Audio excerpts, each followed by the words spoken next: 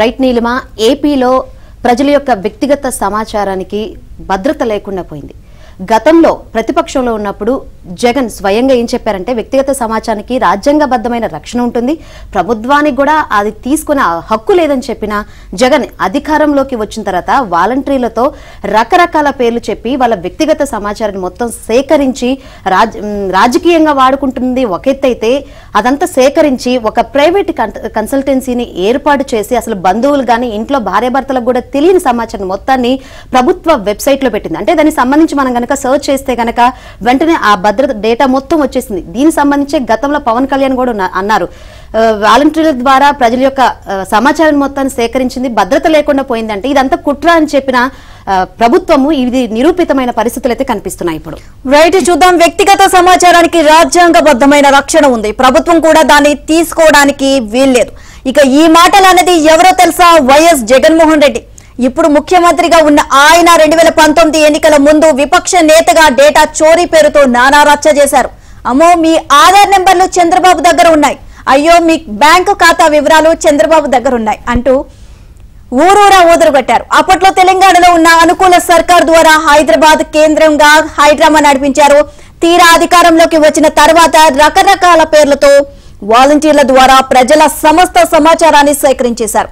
ఇక దానిని ఒక ప్రైవేట్ కన్సల్టెన్సీకి అప్పగించి రాజకీయ అవసరాల కోసము వాడుకుంటున్నారు. ఇదంతా ఒక ఎత్తు. ఇక ప్రజలకు సంబంధించి అవసరం ఉన్నా అవసరం లేని కీలక సమాచారాన్ని ప్రభుత్వ వెబ్సైట్ లో పెట్టివేయడం మరొక ఎత్తు. ఇక కుటుంబ సభ్యులకు, బంధువులకు, చివరికి భార్యకు కూడా తెలియని వివరాలు జగన్ గుప్పెట్లోకి వెళ్లిపోయాయి.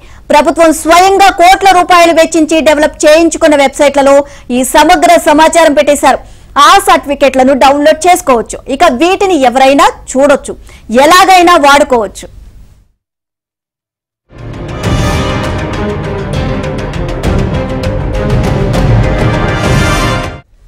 ఏదైనా దరఖాస్తు చేసుకుంటే దాని సంగతి ఎక్కడి దాకా వచ్చిందో తెలుసుకోవాలంటే application number, phone number type చేస్తాం. ఓటీపీ లేదా ఇతర సెక్యూరిటీ దాటిన తర్వాతే ఆ వివరాలు తెలుస్తాయి. మనకు సంబంధించిన సమాచారం మనం మాత్రమే చూసుకునే ఏర్పాటిది. జగన్ సర్కార్కు ఇదేం పట్టలేదు. సర్చ్ అనే బటన్ నొక్కితే చాలు, అందరికీ సమాచారం అందుబాటులోకి వస్తుంది. ఉదాహరణకు మున్సిపల్ శాఖకు సంబంధించిన సిడిఎంఏ వెబ్సైట్ లోకి వెళ్లి ఆన్లైన్ సర్వీసెస్ అనే ఆప్షన్ మీద మౌస్ కర్సర్ పెడితే ఒక పాపస్ వస్తుంది. అందులో మొట్టమొదట ప్రాపర్టీ ట్యాక్స్ కనిపిస్తుంది. దాని మీద కర్సర్ పెట్టగానే సబ్ పాప్ లో చివర్లో నో యువర్ అప్లికేషన్ స్టేటస్ మీద క్లిక్ చేస్తే ఆ జిల్లాలోని పట్టణాల వివరాలు సెలెక్ట్ చేసుకుంటే చాలు. ఆ తర్వాత పెళ్లి రిజిస్ట్రేషన్లు, ప్రాపర్టీ నమోదులు, ట్రేడ్ లైసెన్సులు, వాటర్ చార్జెస్, అడ్వర్టైజ్మెంట్ ట్యాక్స్ వంటివి డిస్ప్లే అవుతాయి.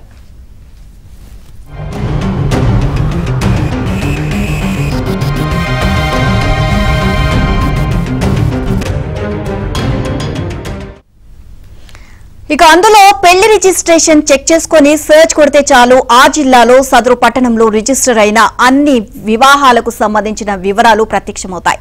ఇది అంతటితో ఆగదు. వధువర్ల ఫోటోలు, చిరునామాలు, ఫోన్ నెంబర్లు, మెయిల్ ఐడీలు, ఇక ఆధార్ కార్డులు, 10th క్లాస్ మార్కుల లిస్టులు మొత్తం కనిపిస్తాయి.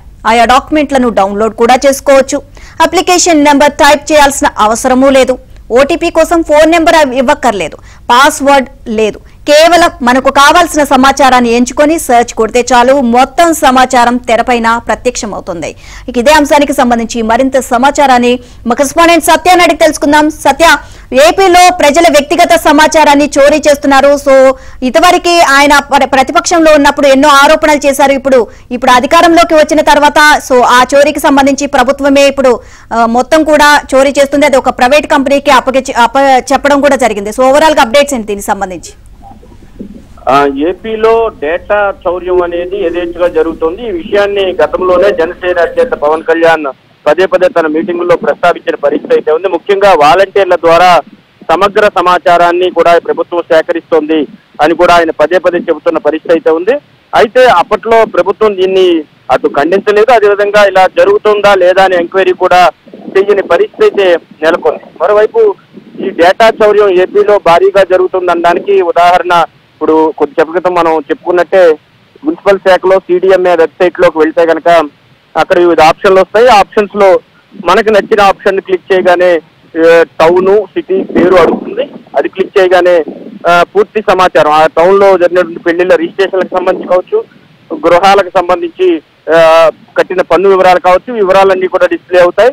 మనకు కావాల్సిన సమాచారాన్ని మనం తీసుకున్న తర్వాత ఇంకా సెర్చ్ బటన్ నొక్కి ఏదైనా పేరు కొట్టగానే ఆ వివరాలన్నీ కూడా పూర్తి స్థాయిలో కనిపిస్తున్న పరిస్థితి అయితే ఉంది.